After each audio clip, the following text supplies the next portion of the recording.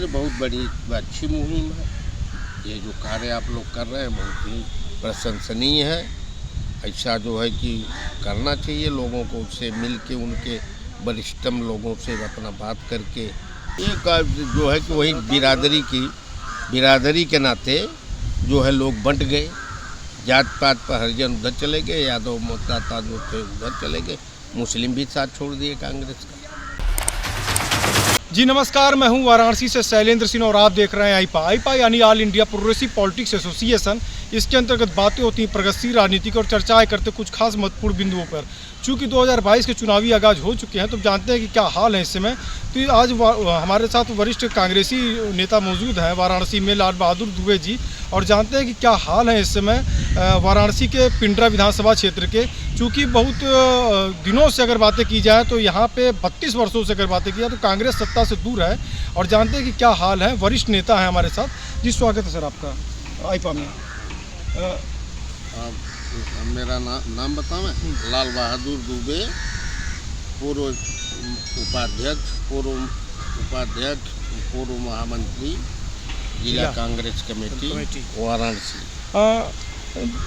लाल बहादुर जी अगर बातें की जाए तो 32 साल से राजनीति में बाहर कांग्रेस, क्या कारण देखते हैं? अब यहाँ जो एक बिरादरी का लहर चला, बिरादरी के लहर में कांग्रेस मात खा गई। धर्म और इसके बाद जो है कि इसमें जो है कि धनबल हावी रहा। बिरादरी की राजनीति से बसपा में जो है हरिजन बसपा में चले गए। ब्राह्मण जब ये भाजपा आई तो प्रलोभन में धनबल पर ब्राह्मण जो है भूमिहार राजपूत ये सब भाजपा का दामन था। ये जब कांग्रेस गर्दिश में आई तो ये लोग जो है भाजपा में चले गए। आज कांग्रेस जो है कि यहाँ तो लगातार जो है कि 5 बार विधायक अजय है, 3 बार कांग्रेस के बैनर से जीते हैं। इस समय जो है चुनावी समीकरण आज वो लड़ रहे हैं फिर कांग्रेस कैंडिडेट के रूप में। यहाँ उनकी लड़ाई सीधे यहाँ कोई लड़ाई नहीं है। भाजपा अपने कर्मों से चली गई है। क्यों? महंगाई, सिलेंडर, गैस सिलेंडर, महंगाई, बेरोजगारी, ये सब मुख्य मुद्दा है। अगर बातें की जाए, वरिष्ठ नेता हैं आप यहाँ पे, कांग्रेस का ग्राफ कहीं ना कहीं से कुछ कम हुआ। हम इसलिए बात आपसे कर रहे हैं कि यहाँ पे क्षेत्रीय दल, अपना दल और सुभाषपा जो कहीं ना कहीं से कांग्रेस से कुछ बेहतर परफॉर्मेंस की यहाँ पे। तो ये क्या कारण नज़र आता है कि कांग्रेस का जो जनाधार कुछ कम हुआ? अब प्रियंका जी हालांकि आगे लीड कर रही हैं इसे, तो क्या अंतर देखते हैं? क्या प्रियंका जी से कुछ जो है? प्रियंका से बहुत सुधरा है। प्रियंका जी के आने के बाद यहाँ कांग्रेस बहुत जो है सुधरी है। वोट का परसेंटेज बढ़ा है। हर विधानसभा में, आप बनारस में 8 विधानसभा है, 8 विधानसभा में देखेंगे कांग्रेस के 3 कैंडिडेट जीत के जा रहे हैं। दक्षिणी भी कांग्रेस जीतेगी, पिंडरा भी जीतेगी और कैंट जीतेगी। 3 विधानसभा कांग्रेस जीतेगी। देखिए प्रियंका के दक्षिणी की अगर बातें की जाए, जो दक्षिणी विधानसभा है, दक्षिणी में बहुत दिनों से अगर बातें की जाए तो बीजेपी के हाथ में था। श्याम देवराज चौधरी लगातार कई बार जीते। उसके बाद नीलकंठ जी जो है वो 2017 में जीतते हैं, फिर 22 में फिर पुनः उनको टिकट मिल गया। कैंट की बातें की जाए तो लगभग एक ही परिवार में, श्रीवास्तव फैमिली में जो है वो उनके 7 बार से लगातार चले आ रहे हैं। तो ऐसे में कैसे समीकरण तोड़ेंगे? समीकरण तोड़ने का कारण ये है कि आक्रोश है, पब्लिक में आक्रोश है। वो दक्षिणी में नीलकंठ तिवारी जी के प्रति वो जो है कि क्षेत्र में कोई काम नहीं किए हैं, कोई भी काम नहीं किए हैं, सीधे अपना काम किए हैं। 150-200 एकड़ ज़मीन चुनार में जाके खरीदा और उसका वही जो है कि उसके मेन हारने का कारण बनेगा। तो पब्लिक का कोई काम ही नहीं किया, न कोई विकास का काम किया दक्षिणी में। इस नाते वहाँ जो है राजेश मिश्रा कांग्रेस के कैंडिडेट घोषित हुए हैं। प्रियंका जी का आशीर्वाद है उनके ऊपर, वो जीतेंगे वहाँ से। क्या नेता जो हैं धार्मिक मुद्दों के आधार पर चुनाव जीतते हैं या स्थानीय मुद्दों के आधार पर जीतते हैं? हम सवाल इसलिए आपसे कर रहे हैं कि जब जमीन नहीं पूरा हमारा सवाल ले लीजिएगा। इसलिए हम आपसे पूछ रहे हैं कि जैसे जो नीलकंठ जी की जो आपने बात कही कि जैसे अगर वो हारेंगे, जैसे तो जैसे वो जो गढ़ जो रहा, अगर कोई काम ना कर रहा हो और अजय राय की बात हम इसीलिए करेंगे क्योंकि ज़मीनी स्तर से जुड़े हुए हैं। जैसे उनका कहना है कि गांव से लेके और घाट तक जो है उनका जो है सबसे संपर्क में है। तो क्या ये भावनात्मक मुद्दे हावी हो जाएंगे, जैसे हिंदू मुस्लिम भगवा, ये तमाम जो मुद्दे जो आएंगे, क्या ये अजय राय जी को मतलब कि हारने में? यहाँ कोई मुद्दा नहीं चलेगा। पिंडरा विधानसभा में कोई मुद्दा नहीं है, न चलेगा।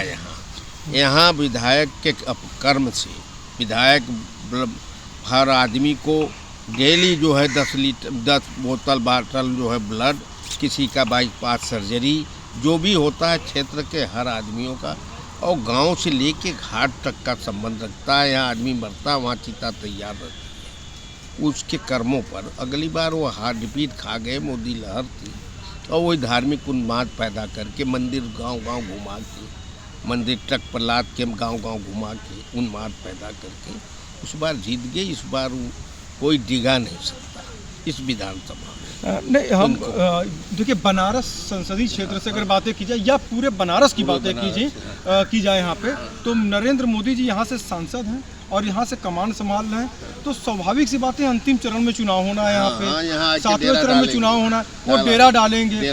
तो क्या यहाँ पे जो नरेंद्र मोदी जी के प्रभाव से, सवाल इसलिए थोड़ा सा हम आपसे जानकारी लेना चाहेंगे क्योंकि आप वरिष्ठ हैं, अब जो आपकी ओपिनियन हम जानना चाहते हैं, जो कैंडिडेट अपने निकटतम कैंडिडेट से चुनाव लड़ेंगे या फिर प्रधानमंत्री से चुनाव लड़ेंगे जो अन्य दल के जो लोग हैं? ऐसा है ना कि वो अपने निकटतम प्रतिद्वंदी से तो लड़ ही रहे हैं, लेकिन वहाँ यहाँ अगर कोई भी आता है, जनसभा करता है या अपना जो प्रलोभन देता है, हिंदू मुस्लिम करके लोगों को बांट रहा है, लेकिन इस विधानसभा में क्या बनारस में जो लहर थी वो समाप्त है। अब पूरे बनारस में वो लहर पर मोदी के अब सब जान गए हैं कि इतना बड़ा धूर्त प्रधानमंत्री अब न भारत में जो है कि कोई हुआ नहीं, न होगा। हमेशा धोखा दे रहा है पब्लिक को। 18 लाख खाते में आ जाएगा, कहीं कुछ नहीं, किसी को कुछ नहीं मिल रहा, न रोजगार है, लोग खाने बिना मर रहे हैं, पब्लिक मर रही है। 1000 रुपया सिलेंडर, 300, 350, 315 रुपया दाम था कांग्रेस की रिजीम में, आज जो है हो गया है 1000 रुपया। जनरल आदमी कहाँ से भराएगा? और ये उजला स्कीम ला के मुफ्त में सिलेंडर ले जाके वो सब भूसौले में रख दिए हैं, मुसहर और हरिजन जहाँ बांटे हैं वो सब रख दिए हैं। दोबारा भराने के लिए 1000 रुपया चाहिए, आर्थिक स्रोत चाहिए उनको, कोई नहीं। सब बेरोजगार पढ़ लिख के MA PhD करके रोड पर टहल रहे हैं बेचारे, 1000-1500 की नौकरी है। नारे कितने प्रभाव डालते हैं? सवाल इसलिए है, अटल बिहारी जी जब 2004 में जब यहाँ पे मेंबर ऑफ पार्लियामेंट का चुनाव होता है, फील गुड के नारे दिए जाते हैं। उसके बाद अगर बातें की जाए तो 2017 में काम बोलता है, वो भी साबित नहीं हुआ। इसके साथ साथ अगर बातें किया तो सबका साथ सबका विकास, या पूर्व इससे पूर्व की अगर बातें की जाए मायावती शासनकाल में, जिसकी जितनी हिस्सेदारी जिसकी जितनी भागीदारी उसकी उतनी हिस्सेदारी। अब बात की जाए लड़की हूँ लड़ सकती हूँ, कितना असर डालेगा ये? बिल्कुल असर डालेगा।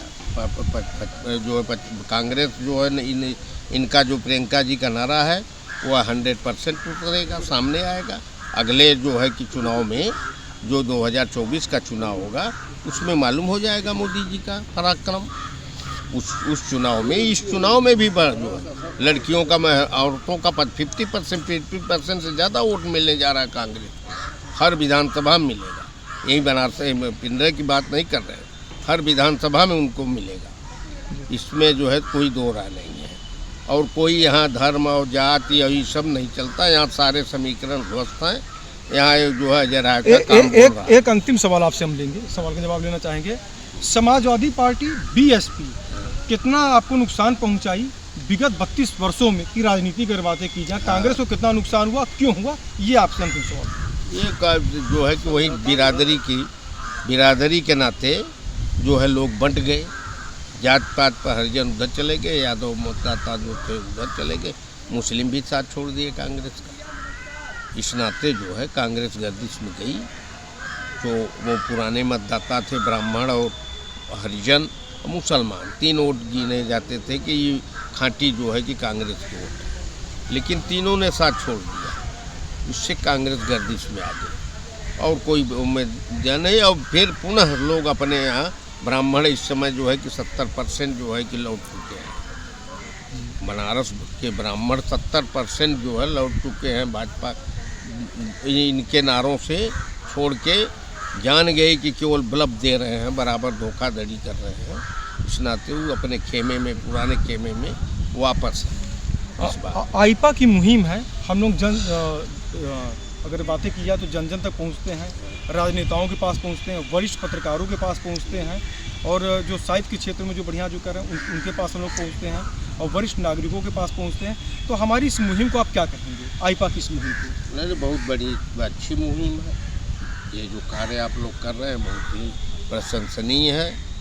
ऐसा जो है कि करना चाहिए, लोगों को उससे मिल के, उनके वरिष्ठतम लोगों से अपना बात करके वरिष्ठ लोगों को जाके बताना चाहिए यहाँ का यह स्थिति है। कांग्रेस की यह दुर्गति जो हुई है, किसके नाते हुई है। वो मंडल का मंडल चला के बीपी सिंह किए, इसके बाद रथ जो अडवाणी जी किए, रथ दौड़ा के, और वहीं है जो सब जात जो हिंदू मुस्लिम करके जो है पाकिस्तान और भारत, यही नारा है उनका। चुनाव में ये मुद्दा आता है, पाकिस्तान कभी भारत का नाम लेता है। इनका मुद्दा है वहीं भी भारत पाकिस्तान, यही करके जो है चुनाव जो है को प्रभावित करते हैं। लेकिन यह होने वाला यहाँ नहीं है इस बार बनारस में। तो आप थे हमारे साथ लाल बहादुर जी, जो कि वरिष्ठ नेता थे कांग्रेस पार्टी के, और जिन्होंने बताया कि निश्चित ही 2022 में कांग्रेस को सफलता मिलेगी, और निश्चित ही कांग्रेस के ही किसी कद्दावर नेता को मुख्यमंत्री चेहरा बनाया जाएगा। वाराणसी से शैलेंद्र सिंह, आईपा।